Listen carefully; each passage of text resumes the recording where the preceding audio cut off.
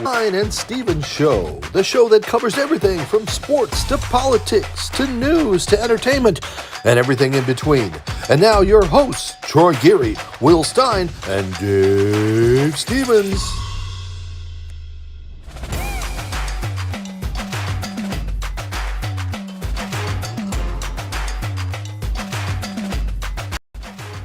Well, welcome everybody. It is good to be back in the saddle again. Dave Stevens here at the home offices, of course, in Bristol, Connecticut, doing so much traveling. Troy's been on the road. I've been on the road. Now we're finally able to come together after my little tour of Florida.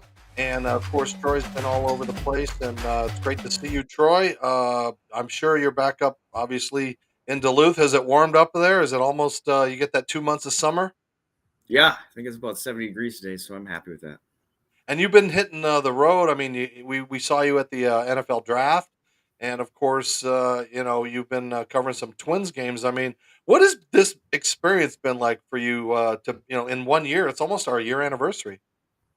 Yeah, I mean, I love sports, so this is just like I'm a kid again. So going to all these events is just a great thing, and love the sport, baseball, football, all of them. So it's fun. And this is a great day as far as us being back on our show and being together again. And we've got a great guest for today.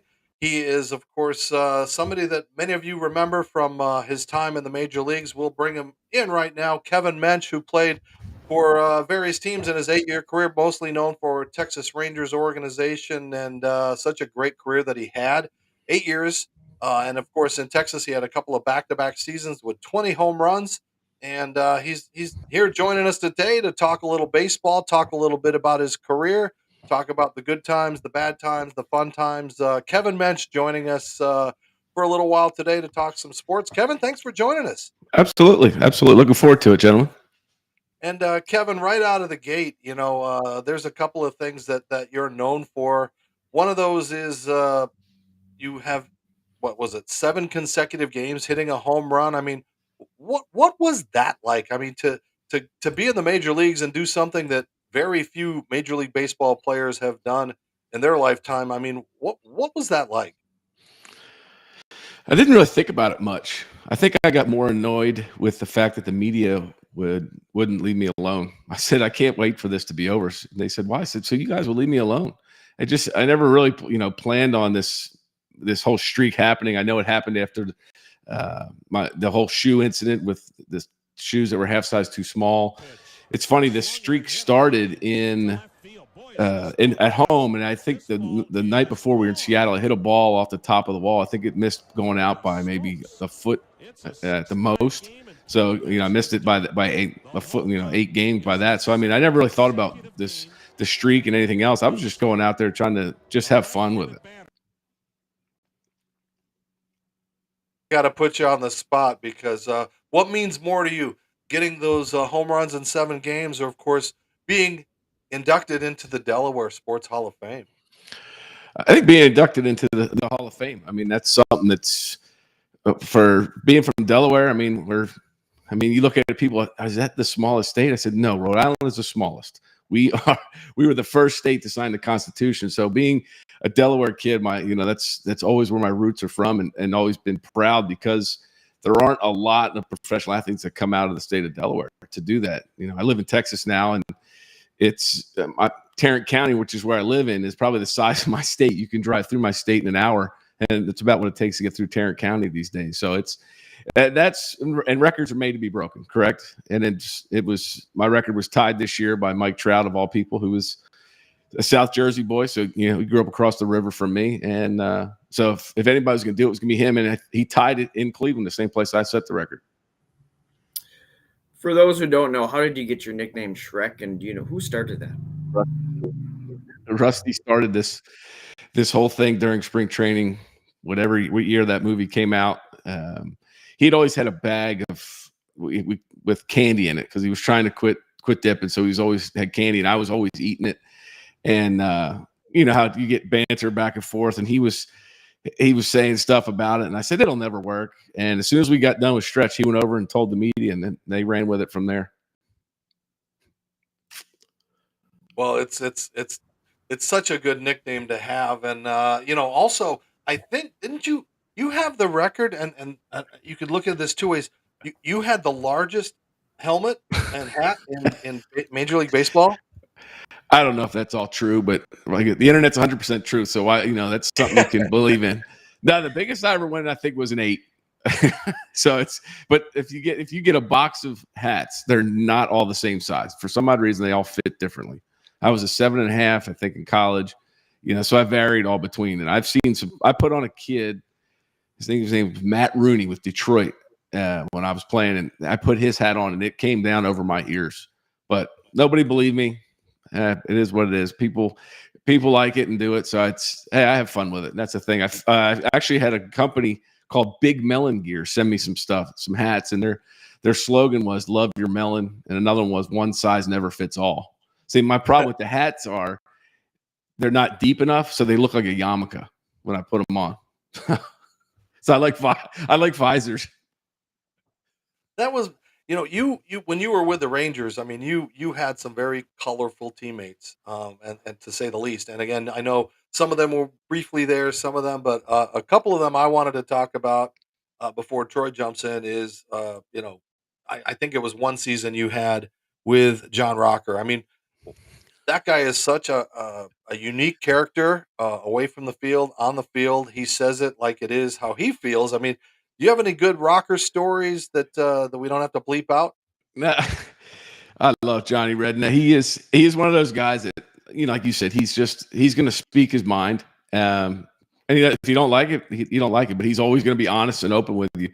They would be in there doing interviews, and I think it was a female reporter or something.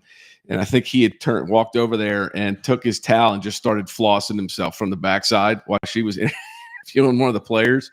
I mean, John just didn't. He didn't care what people thought, and he just liked to have fun. I mean, if you look, you've had conversations with him. He's like a big kid, but he's knowledgeable, and like I said, he's able to tell you what he thinks and what he feels, and he doesn't care what if you don't like it, but he's going to be honest with you, and that's why I respect John for that, being able to be that way.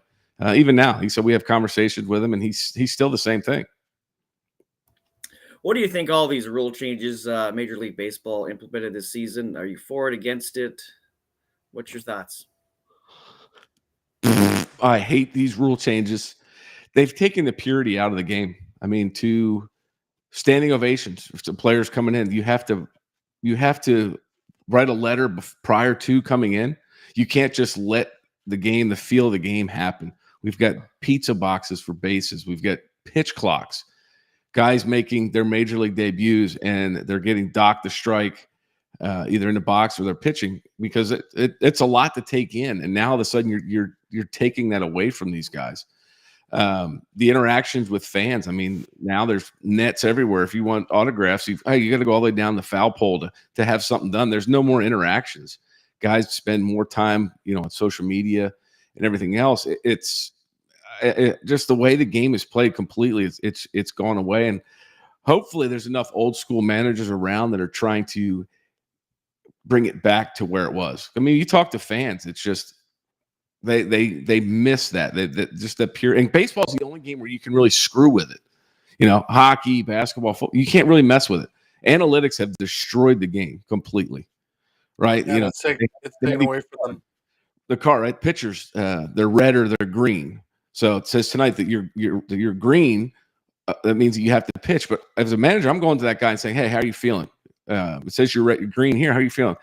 I'm a little sore. Okay, no, but the card says so. Or then you have the flip side. It says, well, you're red tonight, but how are you feeling? I'm good I can go out for an inning or so. Perfect. And that's what I mean. It was designed by people who would probably last pick the dodgeball, never made it anywhere, and they're trying to change this to bring more people into the game that really could care less about the game of baseball. So they've done all this, and the numbers just, I mean, you go to a ballpark and I get nauseous. There's so many numbers that are thrown all over the place. It's ridiculous. I mean, when I was growing up, 30 wins was really the standard, right? 20 wins when I was playing. Now you're going to have relievers winning the Cy Young because starters are going 3-4 innings, right? I mean, don't even get me on my soapbox because I'll lose it for a while. Is there any of the rules that are good? I mean, did you like the shift at least taken out? Because I know Pudge, had a lot of he figured out how to beat that when you were playing. I Exactly. mean, It was the rules were designed for the this everybody wins philosophy. When I was playing, guys were surgical with the bat. You want to play the shift over here. All right, I'm going to hit it where they're not. Now it's the guys can't. Well, learn to use the whole field. I think I heard a story about John Kruk when he was growing up. I guess his brothers were right-handed and he was left-handed. So playing baseball in the backyard, apparently right field was closed. So he would have to hit everything to left field, and that's why I think he was so good at what he did, as far as at the major level, being able to hit the ball the other way. That's a story that I heard. I don't know if it's true. I'm going to have Crucky come on my show at some point. But you think about it. You make an adjustment.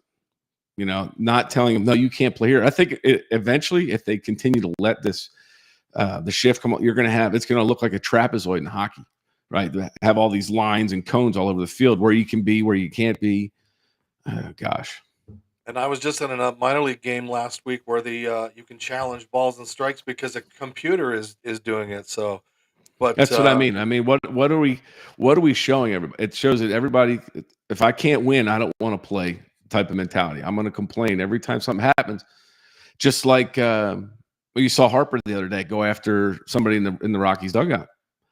Guys are tired of this. The old school guys. I talked to Bryson opening day. These guys they're tired of this me first mentality of look at me and everything else. And granted, there's more that went into the situation, but that's what they need. Even the umpires, the older umpires, they want us to police the game, but we can't. Who was it? Got drilled? Rosarena that day against the Yankees got drilled twice. Perfect. That's what you get for sitting there trying to show somebody up and doing it. Act like you've done it before. Have a little bit of respect for the game, or let the players sort it out. Exactly. And before we sort out a little more of this, we're going to come back in just a second and address a little more things. In fact, we'll talk to Kevin about what it was like to go overseas to play a little baseball, talk about some other things. And so just stay with us. It's Geary, Stein and Stevens right here. And we're also on your home TV. How do I know? Check this out. Hi, everybody. Dave Stevens for the Geary, Stein and Stevens show at the Miami Marlins ballpark. And you know what? We get great stars, celebrities, and entertainers on our show, but there's all kinds of great programming and content on Your Home TV. Your Home TV is a free on-demand streaming service reaching global audiences. They feature family-friendly programs with a vast selection of topics and interests. Their platform ideally matches content producers, leading viewers, smart device precision, and immersive HD experiences, plus ease of transaction solutions for everyone. Plus, they've got great shows and content like A Moment of Zen, Financial Freedom, the Retirement Halftime Show, and Make It Happen. And they have all kinds of travel shows, food shows, great programming, and great content. So, for more information, go to yourhometv.com. Check out the Geary, Stein and Stevens show and all of the other great shows. Yourhometv.com. Tell them Dave sent you.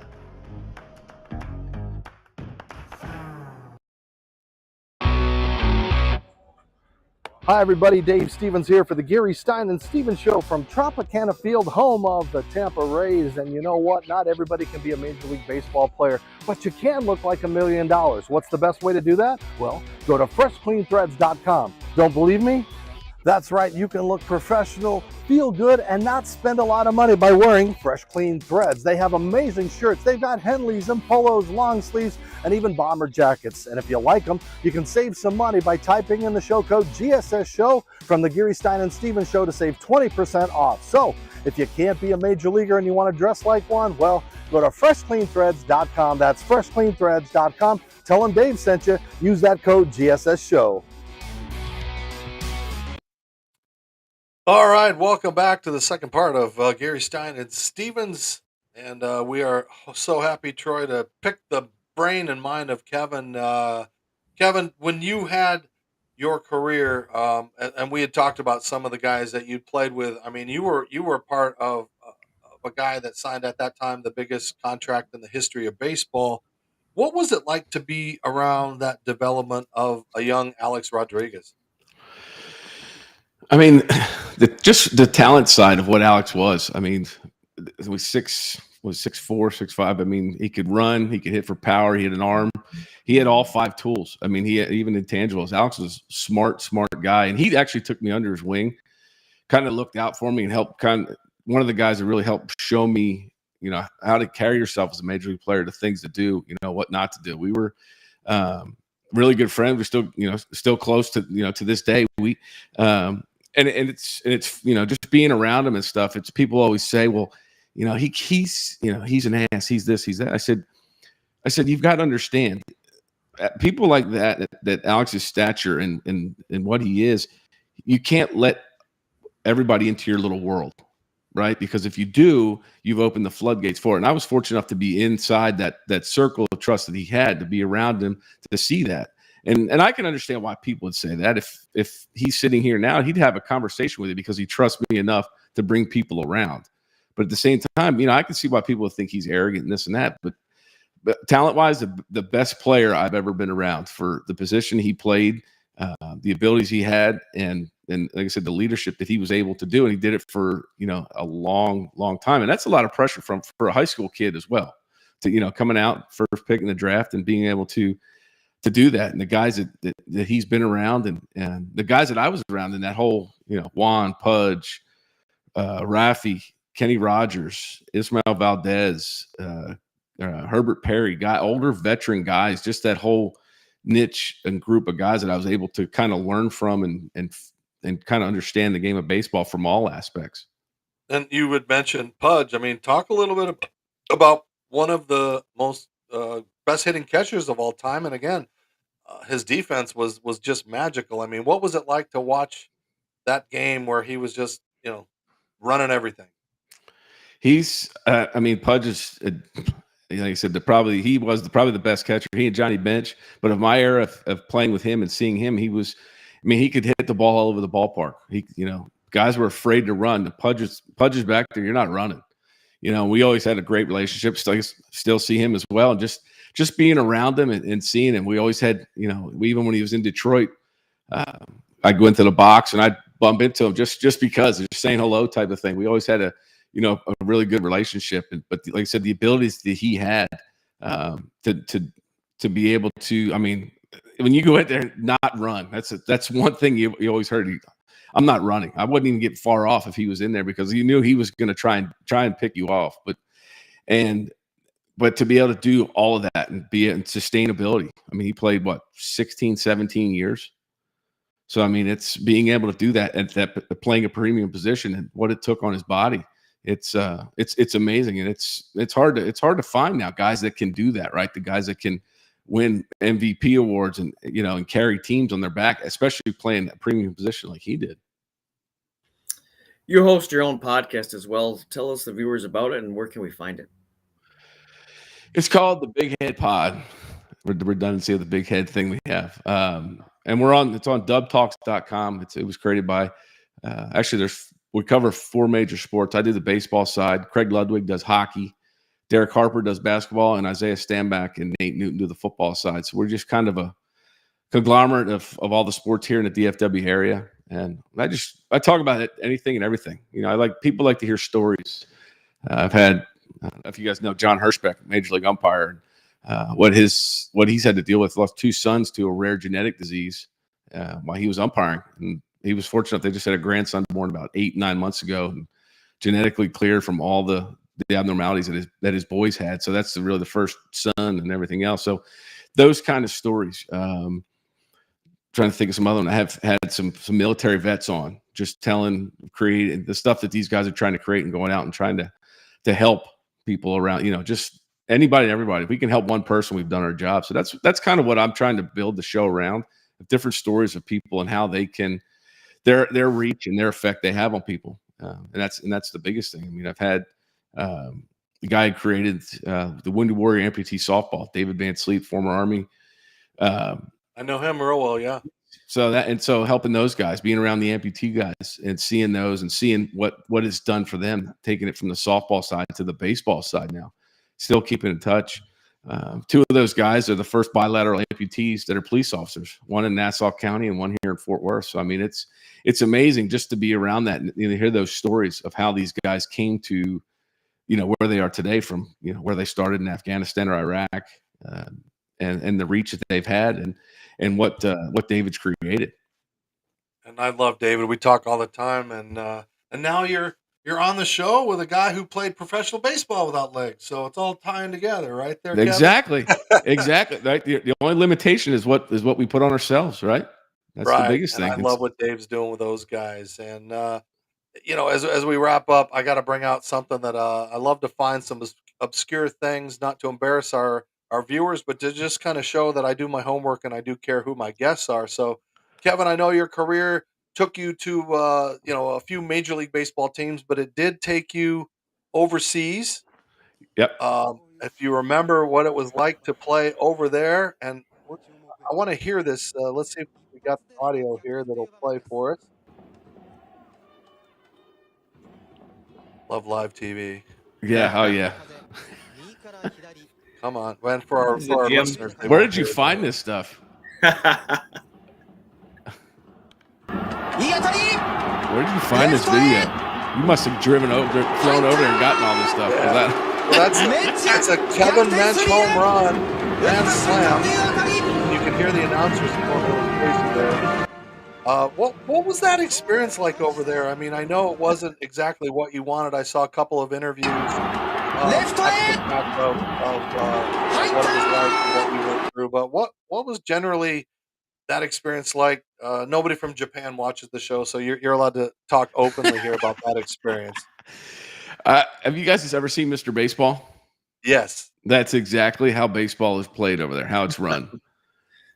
That's how it is. It's different. They only cheer for their team. They don't cheer against the other team. Our fan base, actually, where we were in Henshin, are kind of the Red Sox of Japanese baseball. So we sell out everywhere we went. And it was definitely a different experience for sure, of not, trying to learn a whole new system, learn new pitchers and everything else. It's a lot to kind of take in at once. Practicing on the day of games and the more like. Yeah. All that. A little bit, not much. It was they're more information based. They give a lot. And I would even tell them, that we'd have advanced meetings, but I mean, like I told you, the amount of information there, I just want to know how hard somebody threw and what they were throwing. That was it. I didn't need anything else, but they were just all this stuff, situations, it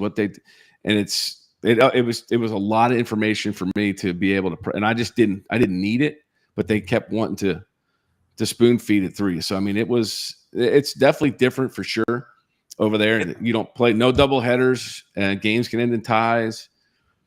Is it tougher though? Because we see how Otani and Hideki Irabu and Ichiro, they had successes over here. It seems like it's tougher for an American to go over there because one, they want Japanese players. They are expecting, if you're an American, to be the greatest player. And like, it seems like there's a lot of pressure and that language barrier where you have all the help over here.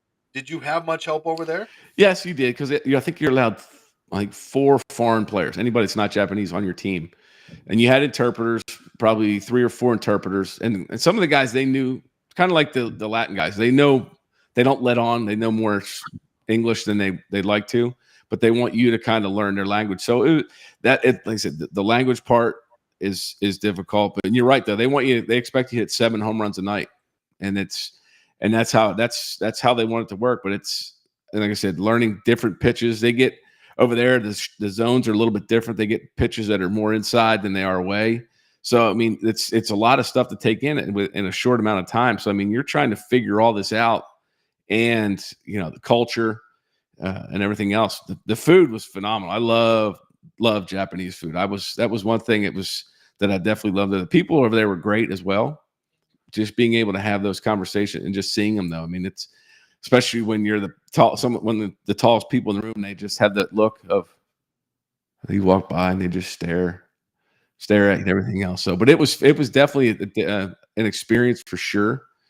But like I said, it's just like they teach you Spanish. They teach you the bad words first. Same thing in Japanese. They teach me the bad words first. So, yeah, it was always funny. Sure. Yeah, it's funny to see. I played with Ichiro can speak 7 or 8 languages. Yep. But they can play dumb over here, so they don't have to deal with the media. and Exactly. that's pretty smart. Kevin, as we wrap up, I just successes in college, 33 home runs in college and in the major leagues. I mean, how do you want to be known? I say I leave my legacy, but what's the Kevin Mench tombstone at the end of the day? I think it's probably the best. Was I always, say people always say, "Hey, I love watching you play," and I guess the biggest thing is just say, did you get your money's worth? Right? Was it everything you expected it to be? I guess. I know nobody's really asked me that before, but I could talk to you about what I try and accomplish on my show is if I've changed one person's life today, I've done my job, and I think that's the biggest thing I try and live by. Is just try and have fun and put a smile on somebody's face. And then, like Well, I said, you always try did and when have you were fun. here, and I know you're fan friendly, and it was always great to watch you because when I worked at ESPN, we had to, always follow you guys. So it's great, and I know we wish you had that opportunity to play on those successful Texas teams, and that it's been neat to see that organization, kind of rebound and get up there. But now, what do you think about the Rangers right now? They're playing pretty good baseball right now, and I mean, I know it's still early, and I think, are they at first or close to it? I think they might be a game up Yeah. maybe, but they're playing well offensively. I think Atlanta's in town right now. They took a thumping, I think, last night. But I mean, as far as the team, they seem to have bought into what Bochy's brought in, and they have a lot of old school guys in that staff. They got Tony Beasley at third base coach. You got Bochy, you got Mike Maddox pitching coach. So you've got some guys that are around. I played with Chris Young, who's now the general manager. Smart kid, smart guy, and I think, like I said, he had this picked out, I think, before, right when Daniels was fired last year, or the manager who he wanted to bring in, because I think the culture needed to change, and I think that the team is finally buying into it. I know they went out and paid DeGrom a hefty contract, but he's out for a few more weeks. Only time will tell if that's going to pan out or whatnot. So it's right now they're where they need to be. Are they going to make a deal at the deadline of what they need? Who knows? But I think they've got an open checkbook ready to go to see what happens. So, like I said, they're playing good baseball and from top to bottom. And where do we see you down the road? You gonna get into coaching or do this podcast or all these things that you got brewing? Just the podcast. I can't get into coaching. Kids don't listen anymore. I stopped coaching my kid's 13-year-old son's baseball team because kids don't listen. So I don't want to get up and deal with grown adults that don't listen. So we just sit here and sit back and watch, and some of this stuff. If you watch Jeff Fry on social media through some of the stuff he's gone through and the way they've taught people to actually swing the baseball bat now, we just sit back, and baseball is going to sink itself if it keeps going down this path of what they're doing. So it's we've got a lot to fix. Hopefully we can get back to it. Hopefully there's enough guys, old school guys that are around that are not going to let this younger generation of me first take over. So I guess only time will tell. And if the players are going to, honestly, I mean, what they tell us, the players love the pitch clock. Have you actually sat down and talked to them about it? No, they're saying this and that. The ones I've talked to don't like it. So how long before they stand up to that? I don't know. So, but who knows what's next? We're going to have robot umpires. Who knows? One more time, the name of the podcast, where we can find it, website, all that fun stuff. The Big Head Pod on the Dub Network. Just go to dubtalks.com and check it out on social media. Just at Kevin Mench 28. Just check it out and see. Like I said, there's always good stories brewing on there for sure. Man, we could go all day talking to you, but I guess we got to wrap. You got things we got to do. So thanks, Kevin, for joining us and being a part of our show and just giving us some insights. I love your vulnerability and best of Absolutely. luck to you and everything that you're doing. Absolutely. Anytime you guys need anything, just let me know. I'm always here. Always We like will to have a hit you good up again. conversation. Absolutely. Awesome. Thank you. Yep. All Yep. right. Thanks. That's Kevin Mench joining us. Troy, man, that's pretty cool. I mean, just to be able to get some insight in some of those things, it really is awesome. Yeah, I mean, he was a fan favorite for a reason. You can see why. He just great guy. So Absolutely. Well, that's going to do it for our show today. So continue to watch us, follow us on all social media platforms, and hey, we're going to continue to do what we do. We've got a year under our belts. and we continue to try to give you the best conversations that we can have on your home TV and Apple and all of the things where you can watch and listen to this show. So I'm Dave Stevens for Troy, and wherever Will is, that's a wrap.